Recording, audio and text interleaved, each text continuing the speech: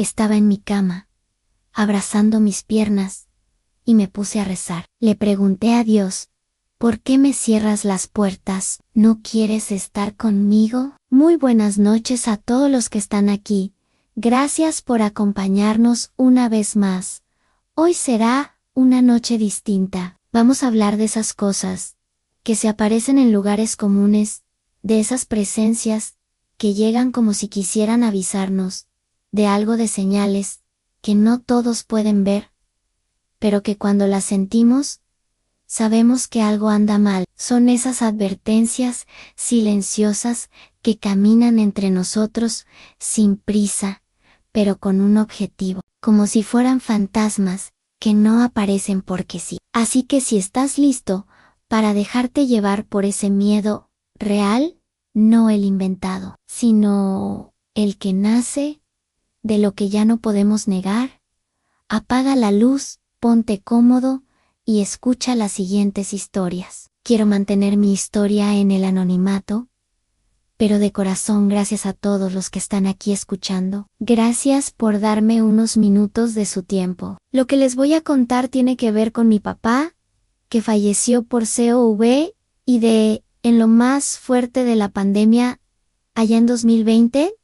Él ya era un hombre mayor, tenía más de 70 años, 15 más que mi mamá. Fue la persona más trabajadora, buena y sensible que he conocido. Creo que esa sensibilidad no era solo emocional, sino también espiritual. Siempre decía que podía ver cosas que otros no podían. En el 2017 yo trabajaba en La Condesa, en un estudio, y a veces me quedaba hasta tarde. Mi papá me pasaba a recoger para irnos juntos a casa, aunque no le quedara de paso. No le gustaba que yo caminara sola, aunque fuera una zona segura. Recuerdo muy bien una noche cálida de septiembre. Salí tarde con una amiga. Saludamos a mi papá, y los tres caminamos rumbo a Insurgentes para tomar el Metrobús. Íbamos platicando. Él nos contaba algo y nos hacía reír, pero de pronto se detuvo. Se quedó callado.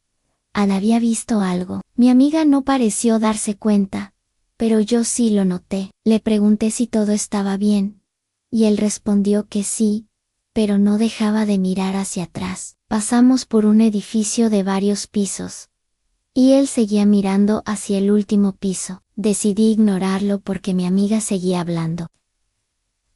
Al llegar a la estación del Metrobús, nos separamos. Ella y yo tomamos un camino, y mi papá el otro. Pero ya no me dirigió la palabra en todo el camino. Eso era raro, porque él siempre solía hablar mucho. Cuando llegamos a casa, me fui a acostar sin cenar, porque estaba muy cansada, pero mi papá se quedó hablando con mi mamá. Más tarde, cuando salí al baño, escuché que bajaron la voz, como si no quisieran que oyera lo que decían. Estaban en la cocina. Me quedé un rato en el pasillo, intentando escuchar, sintiendo que algo no estaba bien. Recuerdo que mi mamá le dijo: Ana, hace tiempo que no la veías. Tal vez no sea nada, pero ya tienes los ojos viejos.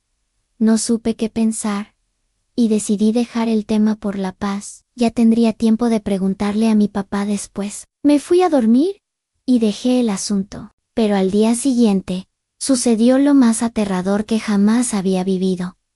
Estoy segura de que muchos me entenderán.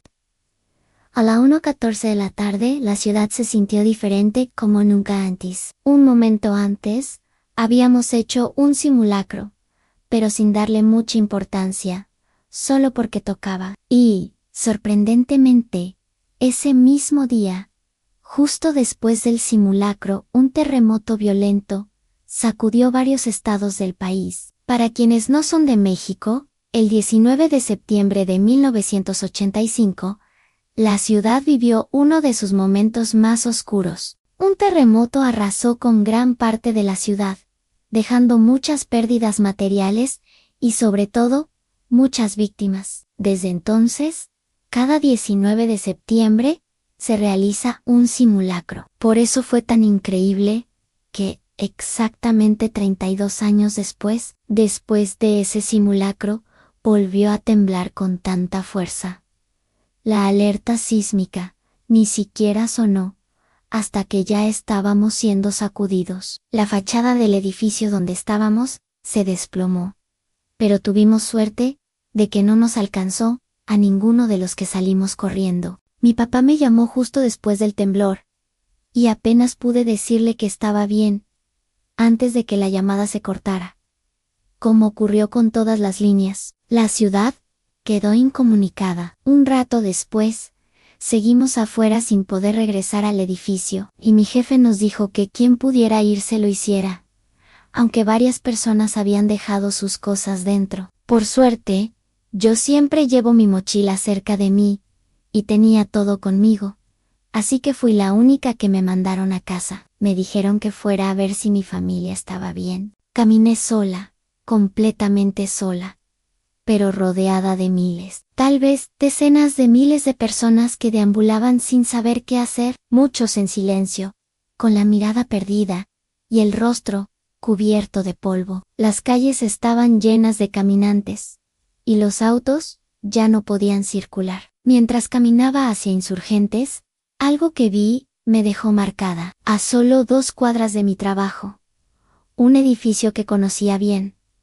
aunque nunca le había prestado mucha atención, se había desplomado por completo. Ese edificio lo había visto mi papá la noche anterior, y su extraño comportamiento esa noche ahora tenía sentido. Me quedé parada frente a él, observando a los héroes, policías y trabajadores que llegaban para ayudar a buscar sobrevivientes. En ese momento, escuché el sonido de una moto acercándose, pero no me volteé. Solo lo hice cuando sentí unos brazos rodeándome con fuerza.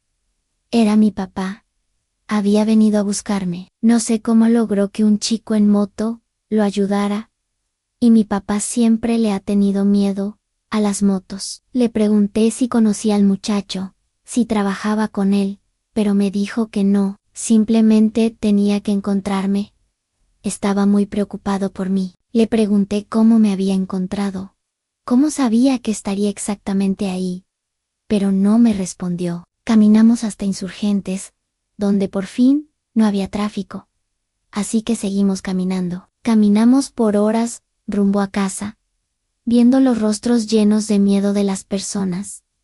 El caos que había dejado el temblor en toda la ciudad. Al llegar cerca de casa, vimos a mi mamá y a mis hermanos en la calle. Nos abrazamos fuerte, agradecidos por seguir con vida, por tenernos. Sabíamos que muchas familias no iban a tener esa misma suerte. Esa noche, mi papá me contó qué fue lo que lo había dejado tan callado la noche anterior. Me dijo que había visto algo que solo le había pasado 3 veces en la vida, algo que con los años aprendió a reconocer. Mientras caminábamos hacia Insurgentes, escuchó un llanto. Volteó hacia arriba, pensó que venía del último piso de un edificio, pero en realidad, el sonido venía del techo. Me dijo que allí, sobre el edificio, había una mujer vestida de negro, delgada, con ropa de luto. Él sabía que no era una persona común. Decía que era la muerte, llorando por las personas que pronto se iba a llevar.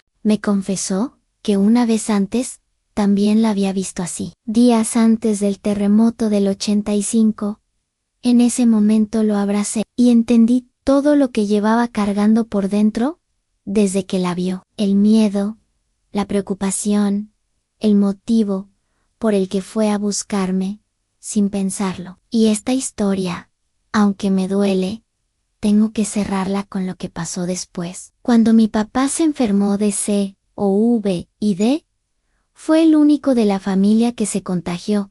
A pesar de los cuidados, tuvimos que llevarlo al hospital. Cuando lo bajamos del coche, miró hacia arriba y nos tomó las manos con fuerza, a mí y a mi mamá, y nos dijo algo que no se me va a olvidar nunca. Nos dijo, hay muchas mujeres llorando allá arriba. No supimos si hablaba de las almas que ya se estaban despidiendo, o de las familias que estaban por perder a alguien, pero sus palabras se quedaron marcadas en mí para siempre. O tal vez, en ese momento, Mi papá estaba tan débil, que lo único que hacía era mirar hacia lo alto del edificio, hacia el hospital. Creo que, en ese instante, él estaba viendo algo más que solo el hospital, algo más allá de lo que la vista normal puede captar. La muerte, siento, es una sola, y tal vez, esa era la que él veía en ese momento. Me quedé pensando en esa imagen, en el miedo tan grande, que él sentía como si hubiera visto una fila de mujeres vestidas de negro, llorando por los muertos en ese hospital, sabiendo que él pronto iba a entrar ahí, que él mismo estaba a punto de encontrarse con ellas. Y así, en ese lugar, fue donde él también perdió su batalla. Pero lo que nunca se pierde son sus historias, esas que nos quedan grabadas y que no se olvidan, siempre y cuando no permitamos que se desvanezcan. Te amo, papá, y gracias a todos por escuchar. Buenas noches, comunidad.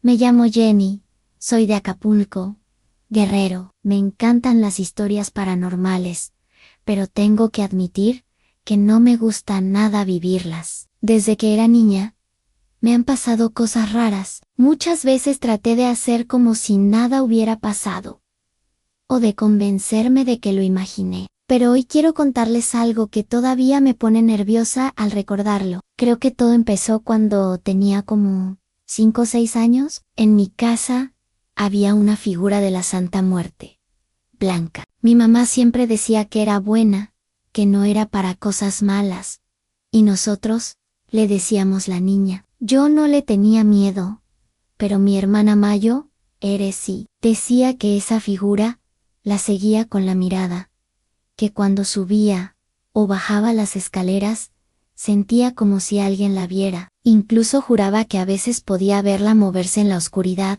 como si la siguiera. Aunque no había nadie más ahí, siempre le pedía a mi mamá que la quitara, que no la quería en casa. Pero mi mamá solo le decía que no debía tener miedo. Con el tiempo, la Santa Muerte desapareció. Ya no estaba en la casa. Nunca supimos si mi mamá la regaló, la guardó, o qué hizo con ella. Solo dejó de estar. No sé si eso tenga algo que ver con lo que vivimos después, con la casa por la que les estoy contando todo esto, pero sentí que debía mencionarlo. Pasaron los años, y después del huracán, Otis, nos cambiamos de casa. La anterior ya no era habitable. Estaba demasiado dañada. Nos mudamos a una casa de 3 pisos, con azotea. Ahí vivimos 2 familias, mi mamá, yo y mis 2 sobrinas. Y en el tercer piso, una amiga muy cercana de mi mamá, a la que yo siempre vi como otra madre, con sus 2 hijos. La primera noche fue dura. Apenas habíamos logrado meter unos colchones, y yo tuve que dormir sola en un cuarto, ya que mis sobrinas todavía no llegaban. Me llamo Jenny, soy de Acapulco, Guerrero. Me encantan las historias paranormales, pero tengo que admitir que no me gustan nada vivirlas. Desde que era niña me han pasado cosas raras. Muchas veces traté de hacer como si nada hubiera pasado, o de convencerme de que lo imaginé, pero hoy quiero contarles algo que todavía me pone nerviosa al recordarlo. Creo que todo empezó cuando tenía como 5 o 6 años.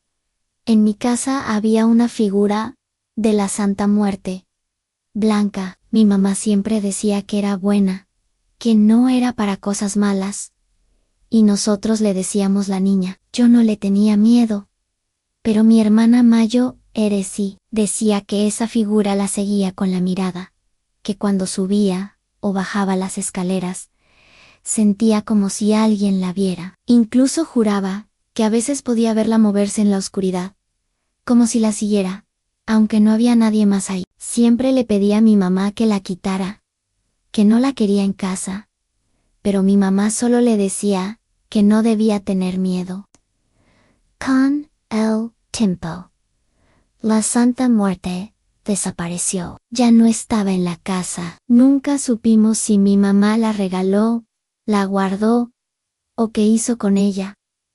Solo dejó de estar. No sé si eso tenga algo que ver con lo que vivimos después, con la casa por la que les estoy contando todo esto, pero sentí que debía mencionarlo. Pasaron los años, y después del huracán, Otis nos cambiamos de casa. La anterior ya no era habitable.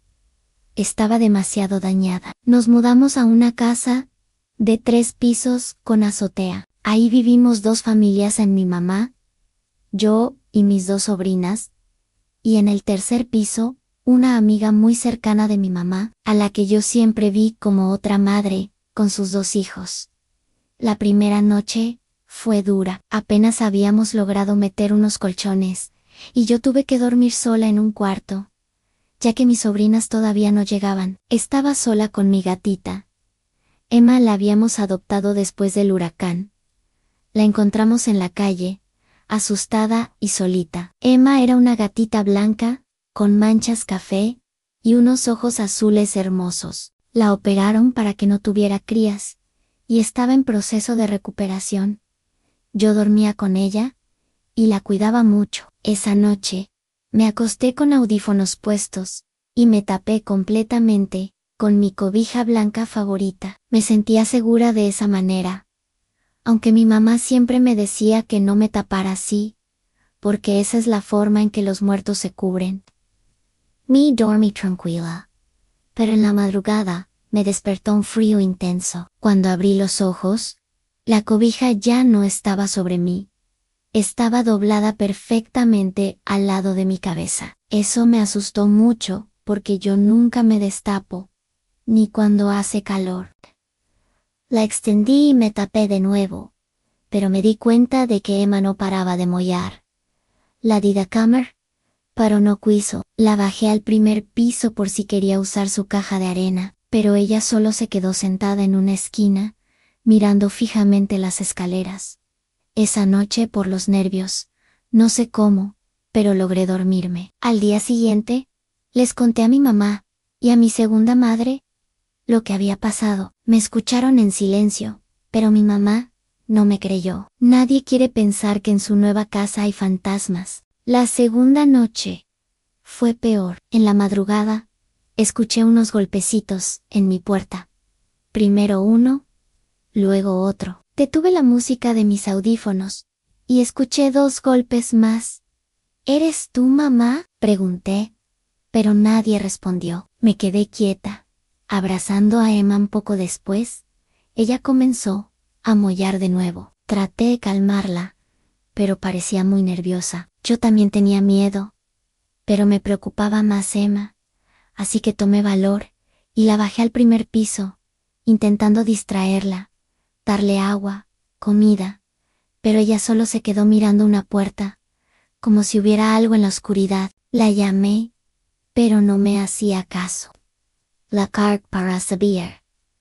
Y cuando estábamos en la cima, lloró tan fuerte que la solté. Ella salió corriendo, y se detuvo en las escaleras, mirándome con una expresión que no sabría cómo describir. Me dio un miedo profundo verla así. Unas semanas después, Emma murió. Mi mamá la encontró en la antigua casa donde pasamos el huracán. No tenía golpes, ni veneno, no había explicación alguna. Simplemente, se murió. Yo no estaba en Acapulco cuando ocurrió, y me sentí muy culpable. La había llevado al veterinario antes de irme, y todo parecía estar bien.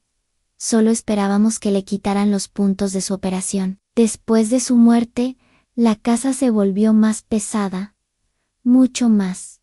Todos comenzaron a notarlo. A mi segunda madre le tocó ver una sombra alta y delgada pasar frente a su ventana, en la madrugada. A mi mamá le tocó sentir un aire frío que salía del baño, algo que se sentía como si ocupara un espacio. Y también le tocó escuchar que le tocaban la puerta en la noche. Mi sobrina también vivió algo extraño. Estaba sola en su cuarto, y sintió como si alguien se acostara a su lado. Sintió como el colchón se hundía. Pensó que era yo, pero al voltear, no había nadie. Un momento después, vio cómo la perilla de la puerta se giraba, y la puerta se cerraba sola, como si alguien que no podía ver estuviera saliendo. También tuvimos un episodio raro, con su mochila. Una noche, Mientras estábamos platicando, noté que la mochila estaba al pie de la cama. Le pedí que la pusiera en el sillón. Pero ella no quiso levantarse. Seguimos conversando. Y de repente, la mochila ya no estaba donde la habíamos dejado, sino que estaba perfectamente colocada en el sillón, justo donde le había dicho que la pusiera. En ese momento, las dos fuimos testigos de algo que todos en casa comenzaron a creer. Ya no era solo mi palabra, sino una serie de sucesos inexplicables que todos habíamos vivido. Cada uno tenía su propia historia. Por eso le preguntamos al chico, que cobra la renta, si algo raro había pasado en esa casa. Nos dijo que antes vivía una familia con un bebé, que una vez lo dejaron en su cuna, y luego lo encontraron afuera, sano y salvo, pero que no sabía de nada más grave. Solo nos recomendó echarle agua bendita. Hoy, las cosas raras siguen pasando, pero la casa sigue estando pesada, y a mí no me gusta quedarme sola. Ojalá no tenga que hacerlo nunca. Muchas gracias por escucharme, comunidad. Saludos desde Costa Rica. Me llamo Darren Vargas, y lo que quiero contarles no es una historia larga, sino más bien, varias experiencias cortas que giran en torno al mismo tema. Prometo no hacerlo muy extenso. Todo comenzó una tarde, cualquiera, en la que estaba viendo videos de terror, como suelo hacer. Siempre me ha llamado mucho la atención lo paranormal, así que a veces paso horas viendo relatos, documentales y experiencias de otras personas. Ese día, entre tantos videos, apareció uno que me llamó mucho la atención, más que los demás. Era un resumen del famoso caso de Josué. Supongo que muchos ya lo conocen. Es uno de los casos más conocidos de un programa de radio mexicano, y al mismo tiempo, uno de los más inquietantes, por todas las dudas que lo rodean. Se trata de un joven que hizo un supuesto pacto con el demonio, a cambio de riqueza. No solo dice que se lo concedieron, sino que, mientras contaba su historia en vivo, comenzaron a ocurrir manifestaciones extrañas durante la llamada. Yo pensé que sería otro video como tantos, pero cuando iba más o menos a la mitad, algo raro pasó.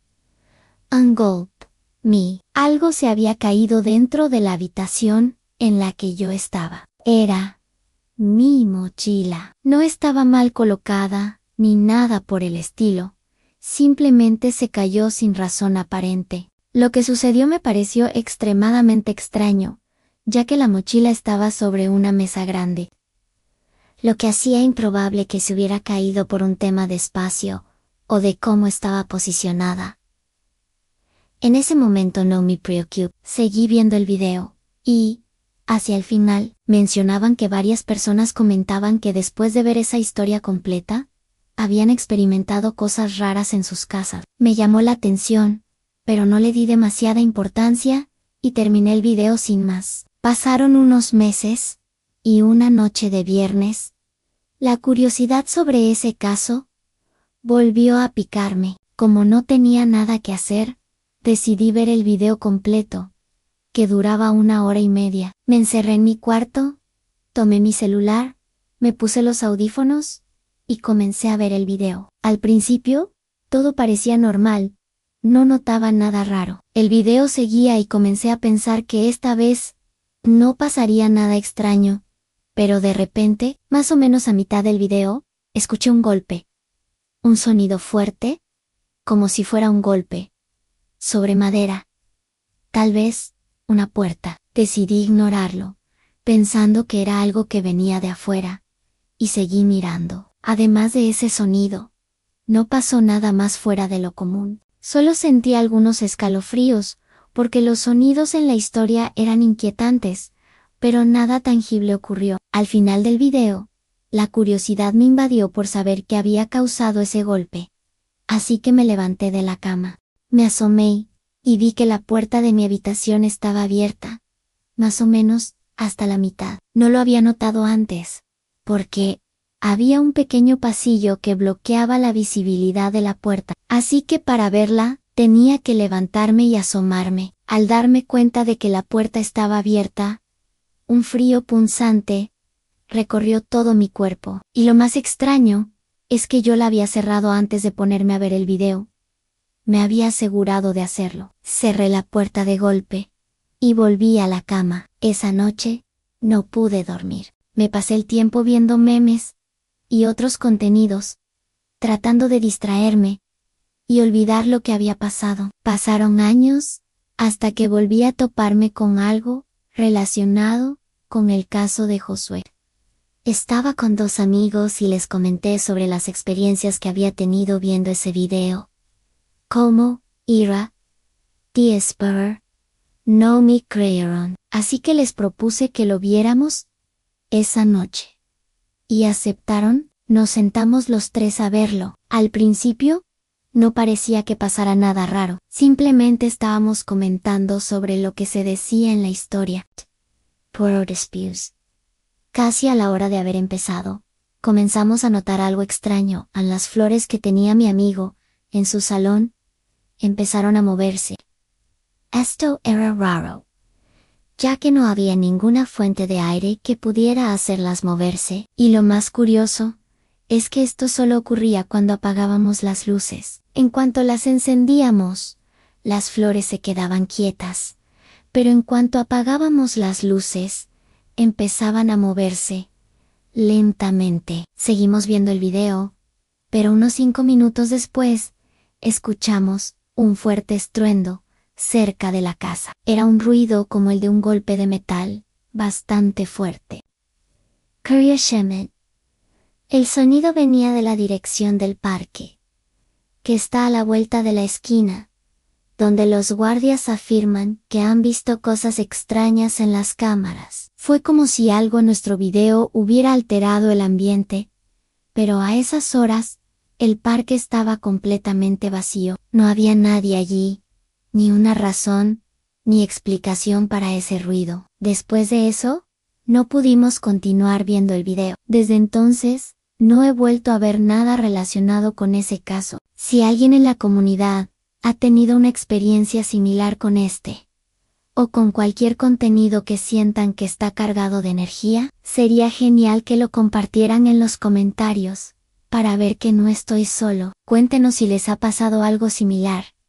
Cuéntenos con cuál. Aún no entiendo del todo lo que ocurrió. A veces pienso que el estrés jugó con mi mente, pero eso lo dejo a su criterio. Comunidad. Hola. Me llamo Neftalí, y soy de un pequeño pueblo en Tlaxcala. En noviembre de 2024 me ofrecieron un trabajo para cuidar niños. En Madrid, España.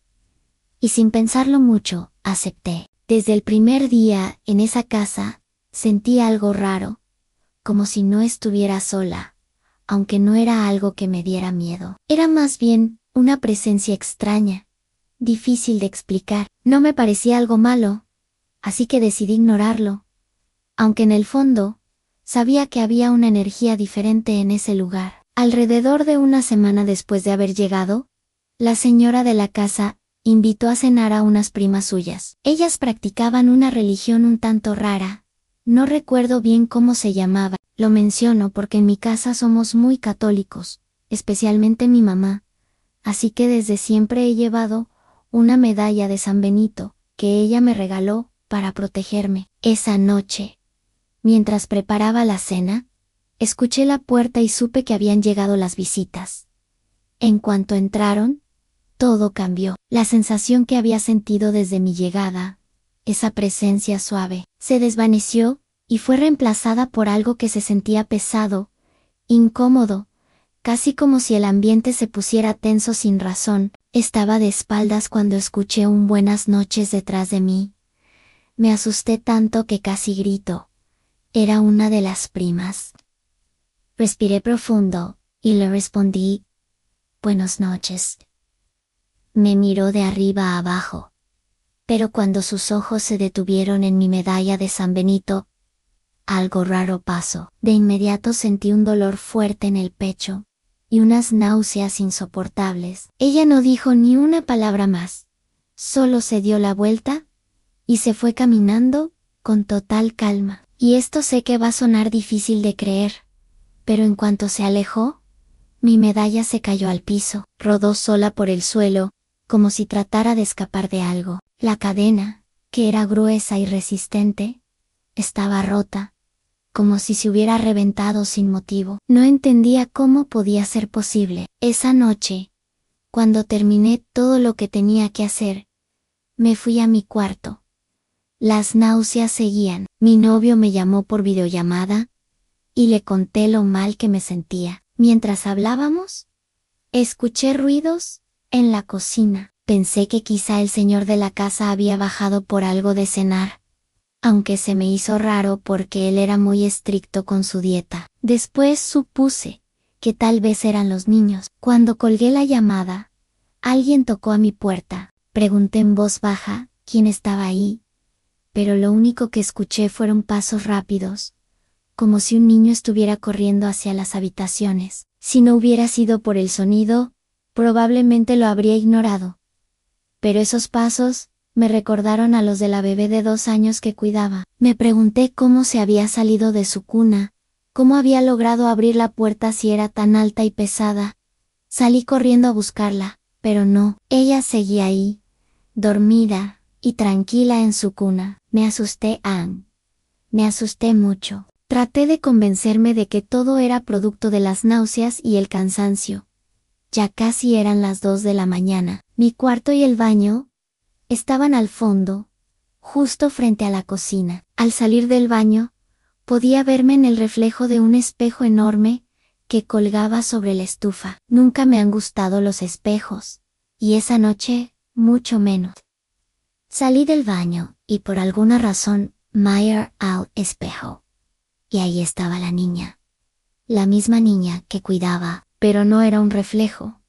Estaba ahí, dentro del espejo. Tal vez estaba tan mal, que no reaccioné de inmediato. Estaba tan cansada, que sabía que no podría soportar esa visión, que no podía lidiar con eso. Así que, simplemente, me metí en mi habitación, y me dormí. Al día siguiente, a las 6 de la mañana, me alisté como siempre. Busqué mi medalla para colgármela, pero no la encontré. Me preocupé, porque no solo tenía un valor religioso y de protección, sino también sentimental. La busqué por todos lados, pero no apareció. Mientras caminaba hacia el colegio, empecé a preguntarme si lo que viví la noche anterior había sido real, o si simplemente me estaba volviendo loca. Nunca había cuidado niños, y ahora tenía que hacerme cargo de 4. Jamás en mi vida había cambiado un pañal. Antes de eso, todo lo que antes aceptaba con gusto, ahora me parecía complicado, casi imposible, y me generaba mucha ansiedad. Regresé a la casa y cerré la puerta. Por alguna razón, me sentía tranquila, incluso de buen humor. Apagué unas luces que se habían quedado encendidas y me puse a pensar en qué preparar de comer. Cuando pasé frente al cuarto de las niñas, escuché claramente que alguien me llamó. Volteé de inmediato listado para responder, pero entonces lo recordé. La casa estaba vacía. Nadie, absolutamente nadie, debía estar ahí. Un escalofrío me recorrió completamente. Escuché pequeños pasos acercándose, y, no sé cómo, pero corrí. El piso de madera vieja rechinaba con cada pisada, como en una película de terror. Lo odiaba tanto. Me refugié en la cocina, tomé un cuchillo, y me pegué contra la pared, mirando hacia la puerta. Esperé, solo esperé, esperé, y esperé, pero no llegó nadie. Solo escuché risas. Risas que parecían burlarse de mí, recorriendo toda la casa. Empecé a temblar. Las náuseas regresaron con fuerza. Traté de distraerme hasta que por fin llegó mi compañera de trabajo, quien se encargaba de las habitaciones. Sentí que me había salvado la vida. Más tarde, al regresar de recoger a la niña, traté de no pensar más en lo sucedido, pero esa noche, en la ducha, volvió a pasar. Me gusta bañarme con agua fría, casi helada, pero esa vez, la puse caliente, muy caliente, hirviendo sin pensarlo. Había puesto música en el teléfono, pero apenas me metí al agua, la música se detuvo. Pensé que era un fallo normal, que la pantalla se había bloqueado o algo. Entonces, alguien me apagó la luz. El agua caliente de pronto me asfixiaba. Me dio mucho miedo estar en la oscuridad, así que traté de abrir la puerta, pero sentí que alguien la detenía desde el otro lado. La puerta no tenía seguro, así que esa era la única explicación. Alguien se había acercado hasta el baño de servicio. Ese que solo yo usaba, había entrado y no me dejaba salir. Empecé a sentirme asfixiada porque el vapor me impedía respirar. Sentí como el agua me quemaba. Caí en desesperación al no poder abrir la puerta, al estar atrapada, y grité. Me olvidé de la pena y grité por ayuda, golpeando la puerta con desesperación. Después de un rato, mi jefa, la señora de la casa, me escuchó y fue a abrirme la puerta. Me miró preocupada y me preguntó: «Creí que necesitabas un baño largo porque la regadera se escucha desde hace rato. ¿Qué te pasa? Estás pálida. ¿Por qué gritabas así?» Un rato después, le pregunté cómo lo sabía. Ella dijo que esa regadera es ruidosa, que se escucha por toda la planta baja, que ella estaba en la cocina, y que yo ya llevaba casi una hora ahí. No supe qué responder, solo le agradecí por ayudarme, y me fui a mi cuarto. Esa noche me dormí profundamente en cuanto me acosté, por primera vez desde que llegué, pero no duró mucho. Desperté sudando, con el corazón a mil. Al mirar hacia el pequeño espejo que tenía en mi tocador, la volví a ver. Ahí estaba otra vez la niña de la casa, pero no tenía rostro, no tenía ojos, ni boca, ni nariz, solo esa figura pequeña, moviéndose, como si fuera ella, como si me conociera. Sabía que era la misma por su cuerpo delgado, y por la forma en que se movía. Me hacía señas para que me acercara, o al menos, lo que fuera que estaba ahí dentro, me pedía que me acercara. Me levanté de la cama, pero en cuanto di un paso, ya no estaba. Pensé que tal vez mi mente me estaba jugando una mala pasada, como si todo eso quisiera enloquecerme. Aún así, por si acaso, tomé el espejo y lo giré para que quedara mirando a la pared. Luego me acurruqué en la cama, abrazando mis piernas, y recé: «¿Por qué me cierras? ¿No quieres jugar conmigo?» Eso fue lo que escuché, una voz bajita, lejana, que parecía salir desde dentro del espejo. Me asusté tanto, que salí del cuarto y me fui a dormir al baño. Ahí pasé toda la noche, y así fueron las siguientes 4 noches. 4 noches, sin poder dormir en mi cuarto. Desde que caía la noche, estar ahí dentro era imposible. Aunque el espejo estuviera volteado, se sentía esa presencia. No siempre hablaba, pero estaba ahí. Se notaba, como si algo jalara toda mi atención hacia ese rincón. Y no solo la atención, era como si absorbiera la energía del cuarto. Luego nos fuimos de vacaciones, y durante esas 3 semanas, pude dormir tranquila. Pensé que por fin me había librado de todo eso. Cuando volvimos, estaba decidida a enfrentar todo de forma distinta. No quería seguir teniendo miedo, quería recuperar mi espacio, mi cama, mi paz. Esa noche, aunque estaba sola, me acosté decidida a no dejar que nada me asustara. Cerré los ojos, y entonces escuché la voz: «¿Por qué te fuiste? ¿Por qué me dejaste? ¿Estás enojado?» Mi cuerpo se congeló. Esta vez, no venía del espejo. Esta vez, la voz venía de adentro del cuarto. No estaba soñando, esa cosa estaba ahí conmigo, en la oscuridad. Empecé a rezar, como todos lo hacemos cuando sentimos que ya no tenemos a dónde correr, cuando el miedo es tan real que apenas puedes respirar. Y entonces escuché otra cosa: «Cállate, no hagas eso. Me está lastimando. Por eso te quité la medalla». Ahí supe que esto no era imaginación, esto era real, y que lo que me hablaban no era una niña. Con ella no podía acercarme a ti. Ven, vamos a jugar, decía, pero no paría. Corrí hacia el segundo piso, el único lugar donde sentía que esa presencia ajena no me alcanzaba. Entré en la primera recámara que encontré y me encerré allí.